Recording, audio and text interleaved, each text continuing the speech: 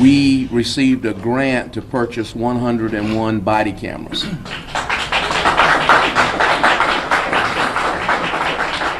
Those body cameras are on order. Today, I made an executive decision and have notified my council. We have already ordered this morning an additional 150 body cameras so that every officer that's on the street in uniform will have a body camera. All right, let's get to work. He is the former head of the Federal Emergency Management Administration, now ruling the Rockies airwaves on 630 KHOW in Denver, Colorado, Michael Brown. And he might call himself the token lefty, but he never fears crossing party lines when the facts call for it. Ruling the global airwaves, co-host of Steele Ungar on Sirius XM Radio, Rick Ungar. Gentlemen, pleasure to have you both here. Good to see you, Good to be here. All right, let's go ahead and get started. Mike Brown, I'm going to go ahead and start with you, the South Carolina shooting. There are now people who are supposing, if you will, and a lot of the experts who are taking to the airwaves and saying, gee, it's a good thing that we have the video because there would have been a cover-up. So we're already starting to take this story in steps and in ways that it maybe shouldn't go, but let me just say, maybe it should here, Mike. Maybe we should be concerned of something like this with what we have seen from some law enforcement in the last couple of years. Well, I think we should always be concerned about law enforcement. They have a very difficult job to do, and we want to make sure that they follow the laws and do what they're supposed to do. But I disagree that even if there were an attempt at a cover-up, that would succeed, because let's play this out and pretend for a moment there was no video. At some point, an autopsy is going to be done, and the forensic evidence would probably show, I mean, I can't obviously state it as a fact, but the forensic evidence would probably show that this poor gentleman was shot in the back every single time. I don't know how many of the shots actually struck him. I think from what I understand, it might have been 4 or 5 shots, because I've seen conflicting reports. Right. So the autopsy is going to show that whatever the officer was doing and the motion of the man's body as he's running would show the trajectory of where the bullets would enter his body, and if there happened to be some exit wounds, that forensic evidence would show that this cop was totally unjustified in doing what he was doing. You can't fear for your life if an unarmed individual is running away from you at that speed. So I think eventually, even if there had been a cover-up, the truth would have come out. Rick, I tell you, I think we do have to worry a little bit because we're seeing the video here, and there is that portion of the video that shows something being dropped, the officer going back, putting something back by the body. That in itself is pretty damning stuff. You don't want to immediately think cover-up, but boy, it sure seems to look that way. Well, look, I mean, I think cover-up might be going too far. I'm going to be a little bit more generous.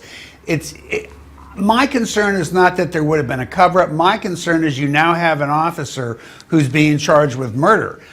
People will go to great lengths to try and come up with a story to exonerate themselves if they're being charged with murder. Had we not had this video, then it's certainly easy to believe that this officer would have come up with a story that would have painted himself in a much better light. So, you know, this is what I'm concerned about. The problem with forensics, I think Mike's analysis is correct. The forensics should raise some questions. But we've seen it before. In fact, I hate to say it, but we saw it in Ferguson, where there were shots in the back, and yet I don't question the police officer's story.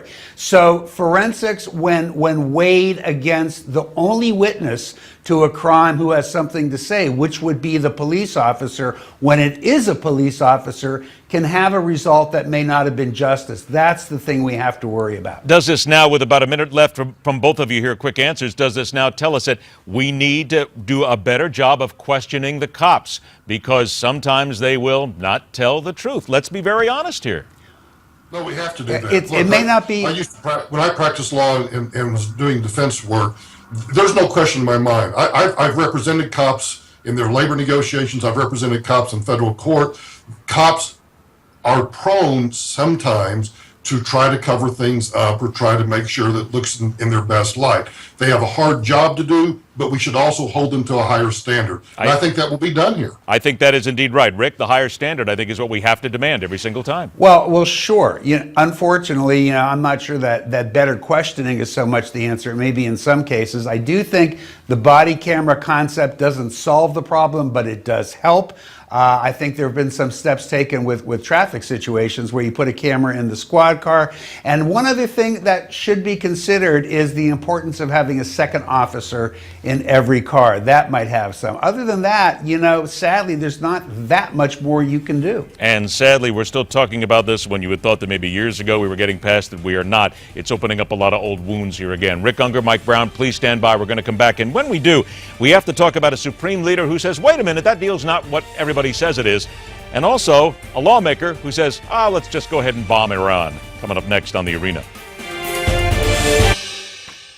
All right, back to work in the arena. Don't worry, we're here for you, Rick. I thought maybe, it's nice. You had to get that okay, the coffee smell. There you go. Former head of FEMA, now weekday talker at 6:30 KHOW in Denver, Colorado, Michael Brown, and contributor to Forbes.com, co-host of Steele Ungar on Sirius XM Radio, Rick Ungar. Was that? I'm just curious. You were just trying to get the coffee smell away, right? That's it. You had that latte word. No, that was me vaping during the break. Okay, as long as we know the reality of the situation. Hey, let's get to some more reality you here. caught that, eh? I come on, man. This is television. We catch these things, Rick. That's what we're here for. Let's get down to some serious stuff here. But don't worry about it. Michael didn't see it, so he's just vaping. There you go. Michael didn't see it. Michael's vaping down there in Colorado. Keeps the clean air going. All right, let's get serious now. Foreign policy overseas. The Ayatollah Khamenei tweet storms. He basically is trolling the United States on this with his tweets, where he says, wait a minute, there's no binding results. It's not clear whether talks will bear fruit and lead to a deal. I tell you what, Rick, I throw this to you first of all here. First, shouldn't we expect this? I mean, this is politics. This is him playing to his base. I don't think this is anything to get excited about, but some people are. Very well put, actually. Look, you've got the same politics there that you have here. Yesterday there was a story that was out saying that the hardliners in Iran are being supportive of the deal. Now you got the supreme leader coming out and saying that he's not and seeing it differently. There's politics being played out in virtually every country involved in this. It's hard for the rest of us because, let's face it, there's so much confusion that none of us seem to really know what the deal is, if there's a deal at all. And this, of course, doesn't help. But yeah, I think you put it exactly right, Ed. It's all politics. What do you think, Mike? Politics only, or is there a smidgen of truth here? Well, I got to tell you, I agree with everything Rick just said, but I want to add one factor to it. I'll tell you what I particularly enjoy, just in terms of pure partisan politics, is the idea that 47 U.S. senators send this open letter to the Iranians. The White House goes ballistic over that, and now we see reports today that Chuck Schumer and others are beginning to have doubts, and they're now advocating that maybe they should have final say over this agreement, whatever it might say. And the White House is in total spin control. I bet they're working the phone line so hard right now up on Capitol Hill, trying to get the Democrats to back off and accept this agreement. So Rick's exactly right. There's politics on both sides, and I just find it fascinating that we're playing politics on this scale on Twitter. Think about that. We got the Ayatollah tweeting, we've got the Iranian foreign minister tweeting, and we're all arguing about it on Twitter. Think about it, a guy who could actually put his finger on the button at any given moment right now. And what are we doing? We're basically negotiating and doing foreign policy via tweets. Exactly. It's really true. I'm having the hardest time envisioning the Ayatollah sitting there tweeting out his message. It's pretty astounding. I do want to point out that Chuck Schumer is also playing politics. Look, he's the senator from New York. New York has a big Jewish population. Chuck Schumer's going along with the Israeli point of view. It's all politics. What's really disconcerting, and I think Mike will agree with me on this too, this is a really important issue. This has a real impact on the entire world. Do we have to play politics on everything? And I say that to both sides. Mike?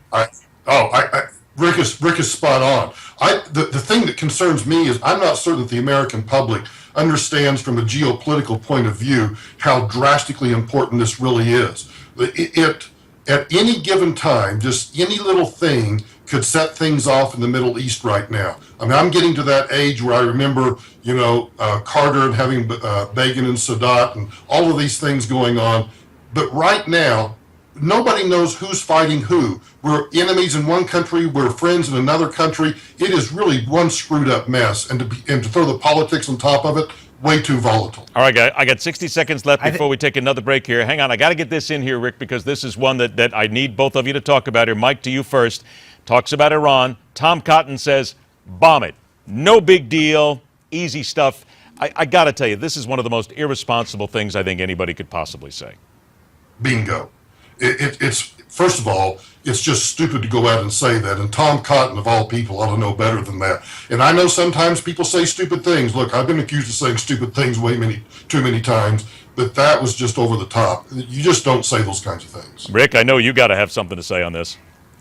Well, this is career devastating to me. I agree with everything Michael Brown is saying. What is going to happen to me if I'm agreeing with Michael Brown on everything? But he said it exactly right. He did. You both did. This is sheer. First of all, he doesn't know what he's talking about. It's not that clear that we would be successful bombing Iran. There's a lot of evidence that those facilities are buried so low that even our bunker busters won't work. And to say that we could clean this up in a couple of days, sheer insanity. How is this guy sitting in the U.S. Senate? By the way, I just want to remind everybody, in case you're wondering, contrary to rumors and anything you may read on tweets in the next 20 minutes, Rick Ungar is not joining the Conservative Party. I just thought I'd go ahead and just throw that out there. I think Michael Brown's joining the Progressives. If this goes on, this will be better than Mayweather and Pacquiao if we ever put a pay-per-view on this. He's just an honest man. See Stand that? by, gentlemen. We're going to come right back and talk about a country where Barack Obama is wildly popular and a lot more when the arena continues. The switch of party shows continues. Welcome back to the arena. Former head of FEMA, now weekday talker at 6:30 KHOW in Denver, Colorado, Michael Brown, and contributor to Forbes.com, co-host of Steele and Ungar on Sirius XM Radio, and co-host of the Daily Wrap right here on Newsmax weeknights, Rick Ungar. Did I get everything in there, Rick? I want to make sure I covered all your bases. Boy, you did. Okay. You'd be a great press agent, man. Believe me, I'm not working, and I don't want that job because I've seen what happens a lot of times in those cases. Hey, here we go. Mike Brown, to you first. The president, Barack Obama, is more popular among Cubans than either of the Castro brothers who have ruled in this island for almost 60 years. 80% of the people there say they love the president of the United States. I think it makes all the sense in the world considering what we've seen the last 30 days or so. Well, yeah, all of a sudden, if you're living in Cuba and you're driving a 1948 Edsel, and now you can get a cell phone and you've got some money coming in, and the family can come and visit, and you might have a chance to go to Miami and eat some good food and have a good time. Barack Obama would even be popular with me at that point. I would think that, and you look at this too, Rick. Wait a minute, Rick. Honestly, Rick. Now you think that's funny? Why? No, I got to agree. It's no surprise to me. I think it's terrific, and I'll make a little pitch here. This is a good reason why, after 20 years of absolutely no suggestions or accusations that the Cuban government has messed around in terrorism, that it is time to take them off the terrorist list. When the president has opened the door to something that I would argue should have been opened a long time ago. And it's no wonder that 80% of the Cuban public is happy with him. They want this too. They want a better life. And I think we can help them to have that. Mike, I think there is an argument there, quite frankly. Living in South Florida for a lot of years, and when I was even growing up there's a lot of people who say, look, it hasn't worked. Everything we've done since the 60s hasn't worked. The country hasn't changed. We haven't really exacted any great removal of the Castro brothers at this point. So I know this will anger some people, but let's get rid of it and do something else. Actually, I think the best way to get rid of a dictatorial regime is to give the people of that country, in this case Cuba, an opportunity to see what capitalism and free markets do, to let them see what it's like to have an open and free internet, to let them see what we can do with our form of government. So if a few Cuban Americans in Miami-Dade are upset, well, I'm sorry, but it has not worked. And I would rather show the virtues of freedom and liberty than continue this policy that has, frankly, done nothing, in my opinion. And I will tell you what, I have a lot of friends. Money. I have a lot of friends in the Cuban community, and you're exactly right. A lot of times it falls along the generational lines. You have the much older ones, the 60s and 70s and the 80-year-olds who say, stop, we don't want it. But the younger generation says, please, stop, come on, let's at least move ahead because nothing has worked at this point. So, look, I know I'm going to make a lot of enemies from some of my friends in South Florida, but I know a lot of my friends there will say the same thing, and they'll say it's time to end this. All right. Here comes the real big issue in America right now, gentlemen. This is going to separate this country. This will drive a wedge in America when it shouldn't. Rick Ungar, we have our first female official in the National Football League. My God, stop everything. How could we even possibly think that this could work? You know that's what, you got some people out there screaming about it. You're just trying to find a way to get Brown and I to fight, and we're ruining your show because we're agreeing on everything, which means I have to say it. I apologize in advance, but today you are doing a heck of a job, Brownie. I had to say it. I don't care if it's a female. I've trademarked that phrase, so you have to send me a check for $100. You should have. You deserve to own that phrase. Absolutely. And I'll pay you the royalty for today's usage. Who cares? If she's a good official, she's a good official. Thank you. And Mike, it's the same thing. I've already had a couple of my friends call me, and they've been on my Facebook pages. I can't stand this. It's terrible. The officials stink altogether. She'll stink as well. What's a woman? Oh, stop, will you? If she's a good official, who cares? If she's a good official, who cares? But here's what I can't wait for. I can't wait for us to catch her on, off mic, using an F-bomb or doing something that'll make her one of the boys. And then everybody will be going, oh, look how great she is because now she's just like us. I got a feeling, right, though, that now she's like the guys. She's already been in a couple of games before. I have a feeling that there's not one word that you could say on a football field that she hasn't heard at some time. She's also a mom. She has kids. Look, she knows this thing inside and out. I think it's a brilliant idea. I think there are going to be more female refs in the National Football League because I think there's one or two, I'm not sure, in the NBA right now. Come on. Female umpires, female refs in the National Hockey League, what difference does it make, guys? So we can put this one away, right? We're all agreed. Yeah, well, the only thing we do have to have one thing, though. It has to be clear that we can get as mad at her as we can at any male official. See, now, I got to tell you, that's a very good point because you both know that the first time somebody calls her out for a call and a coach says something, people are going to say the only reason you're doing it is because she's a woman. All right, now, how do we stop that, though? Or do the coaches just have to go ahead and we got to live with this? It's going to happen sooner or later. Are you kidding? If I she can't wait screws till it up, they got to go for it. Linebacker gets in her face, and boy, she either ejects the guy or she just hands it right back to him. I can't wait to watch that one. I hope she gives him the thumb so fast.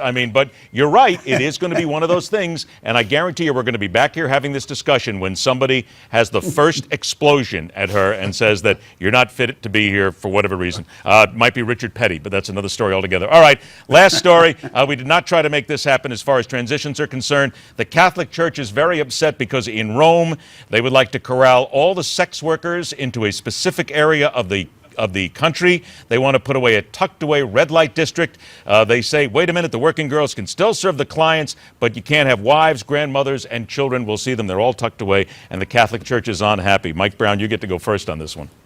I forget which country it is. It may be the Netherlands or one of the Western European countries has already put together a zone where they actually work out of boxes, like little tiny houses. And so I guess what the Vatican's trying to do is to push them as far away from St. Peter's Square as possible. I can tell you, maybe I'm just naive, but I was in Rome just last October and made my usual, I'm not even Catholic, but made my usual pilgrimage to the Vatican. I didn't notice a prostitute anywhere, so either they're already well hidden in the public, or this is much ado about nothing. Rick Ungar, to you. Yeah, this one doesn't merit a lot of discussion. I, too, am not a Catholic. I'll leave it to them to have their point of view. It's not going to bother me when I go to Rome. And we've all seen the red light district over in the Netherlands. Who cares? It's tourist stuff. And having grown up in New York City, I can say that as a kid, I saw all those districts, too, and thank God, pretty much they're all gone now. not where there used to be. Tell us about it, Ed. No, please, Mike. That's okay. I think we'll save that for another time. You seem to know a little too much, Ed. Can all talk about, we'll talk about the years I spent in Denver, too. Rick Ungar, Michael Brown, thanks so much for joining us, guys. A great pleasure, man. Again, don't forget the Daily Wrap with Rick Ungar here on Newsmax and Michael Brown, 630 KHOW in Denver. Take care, guys. We'll send all your new affiliation cards to you in the mail. Okay. All right, take care. A severe weather outbreak continues to sweep across the country, threatening Chicago and Little Rock, Arkansas. With your temps and end of the week outlook, your Newsmax weather update with Jessica Reyes. Hey there, I'm Jessica Reyes with your weather from coast to coast. A lot milder for your Thursday across the Pacific Northwest. Also across the southwestern portion of the country, dry and comfortable with daytime highs reaching the lower 70s for San Diego, lower 60s for Reno, and lower 50s for Salt Lake City with mainly sunny skies.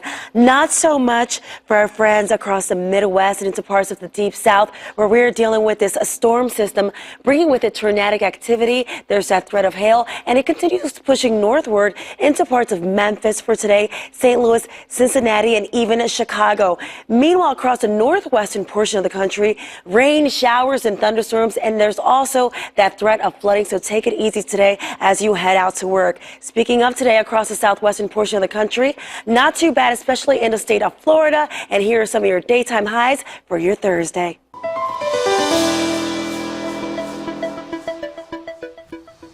Would the outcome in South Carolina have been the same if no video evidence existed? The car coach Lauren Fix is here and more as we continue in the second half of The Arena right here on MidPoint.